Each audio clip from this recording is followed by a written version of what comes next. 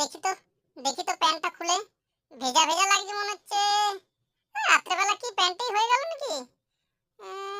কি রে, তো খুলছে। তাই তো, বিছানা গিয়ে দেখি। তাই তো এবার তো কেলানি খাবো। যাই, বিছানাটাকে পরিষ্কার করতে হবে। বাথরুমে নিয়ে যাই, গিয়ে ধুয়ে দেবো। তারপরে কোনো কিছু টেরই পাবে না, নিজের চানটাও হয়ে যাবে একসঙ্গে। কি করি, গামলা তো আছে, গামলাতে জল ভরা নেই, আবার জল ভরতে হবে। এক কাজ করি, প্রথমে আগে বিছানাটাকে আগে গামলার মধ্যে নেব না, যাই গামলার মধ্যে ভরে নিই।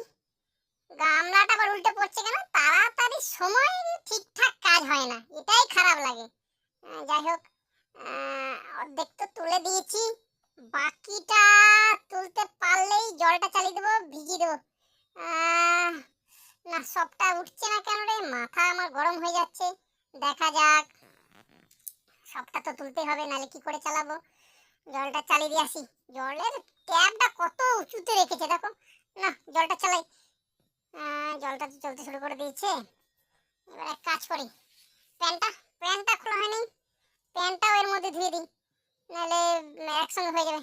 প্যান্টটাও দিয়ে দিই, প্যান্টটা খুলে ধুয়ে দেবো। প্যান্টটাও দিয়ে দিই ভিজিয়ে, যা ভালো করে ভিজ। বন্ধ করে দিই নাকি? আরেকবার চালাই। ঠিক আছে, বন্ধ আছে। চলো, এবার আমিও একটু চান করে নি। নামতে তো হবে, এত বড় গামলা কি করব? এটা ধুতে গেলে তো আমাকেও চান করতে হবে।